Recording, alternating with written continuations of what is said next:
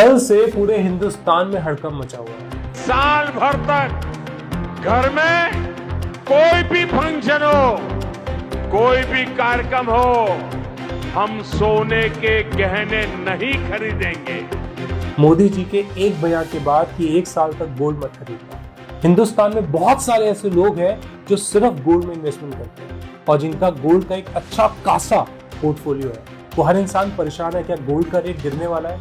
जिन घरों में शादियां हैं उन घरों में सन्नाटा छा गया है, क्योंकि मोदी जी के बयान के बाद वो परेशान है कि उनको गोल्ड खरीदना चाहिए या नहीं खरीदना चाहिए।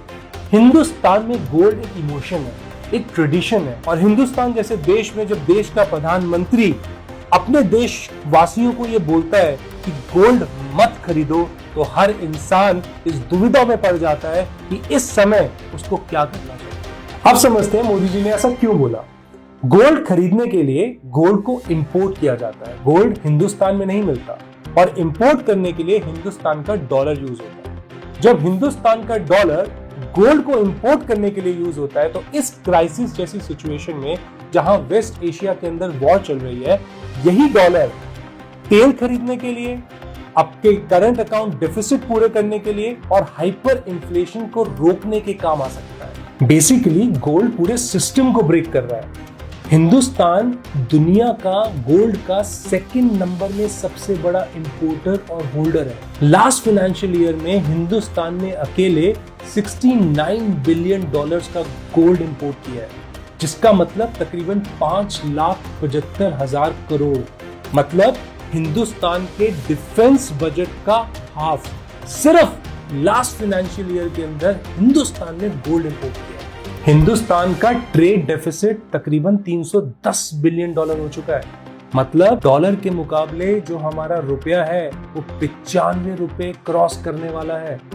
इससे हमें ये समझ में आता है कि जो हमने गोल्ड बचाया, खरीदा, और वो गोल्ड का प्राइस आज जो बढ़ गया, हमें खुशी होती है, लेकिन उस गोल्ड के इंपोर्ट की वजह से जो हमारे रुपए के अंदर डेफिसिट आया, वो बाकी चीजों के दाम बढ़कर हमारे ऊपर ही वापस लौट कर आ गया। सिर्फ गोल्ड नहीं, हर चीज जो हम बाहर से इंपोर्ट करते हैं, जिसकी वजह से हमारा फॉरेन रिजर्व यूज होता है, उस हर चीज की वजह से हमें अपनी बाकी सारी चीजों के अंदर महंगाई का सामना करना पड़ता है। सिर्फ गोल्ड नहीं, गोल्ड के अलावा हिंदुस्तान में लोगों ने बाहर जाके इन्वेस्टमेंट किया, दुबई में जाके इन्वेस्टमेंट किया, यहाँ का पैसा बाहर लेकर गए। ये हर चीज हिंदुस्तान की अर्थव्यवस्था पे एक ठोकर लगाती है।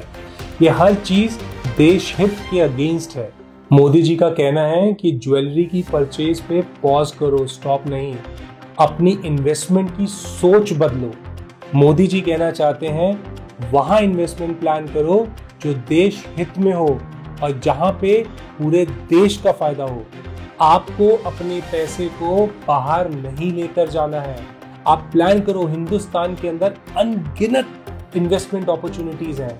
हिंदुस्तान का रियल एस्टेट मार्केट इतना बड़ा है और इतना खूबसूरत है, जिसमें आप अपने पैसे को कई गुना ज्यादा मल्टीप्लाई कर सकते हो।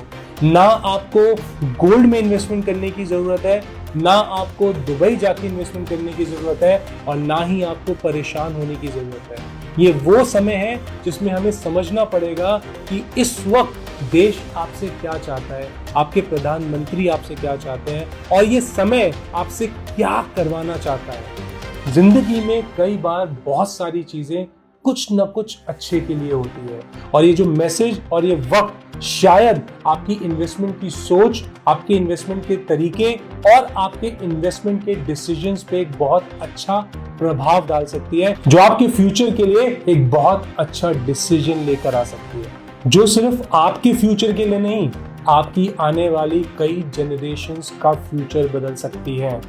रियल एस्टेट और लैंड एक ऐसी इन्वेस्टमेंट है जो आपको कभी छोड़कर नहीं जाएगी, और आपका पैसा हिंदुस्तान में ही रहेगा, आपका पैसा हिंदुस्तान में ही इन्वेस्टेड रहेगा, आपका पैसा आपके साथ ही रहेगा। बेसिकली गोल्ड खरीदना या रखना बुरा नहीं है, लेकिन इस वक्त आपको अपनी इन्वेस्टमेंट को प्रोडक्टिव बनाना पड़ेगा। एक और चीज समझो, गोल्ड का रेट आपने रातों रात ऊपर नीचे होते हुए देखा है। आज आपने गोल्ड में इन्वेस्ट किया, कल उसका रेट कुछ और, किसी का रेट रातों रात बढ़ गया, तो किसी का रेट रातों रात डूब गया। लेकिन कभी रियल एस्टेट इन्वेस्टमेंट को रातों रात टूटते हुए देखा है? हमेशा अगर यहाँ पे मार्केट गिरेगी भी तो आपको निकलने का एक अच्छा खासा समय मिलेगा। मैं तो मोदी जी, उनके डिसीजन और अपने देश के साथ खड़ा हूं। क्या आप लोग खड़े हो?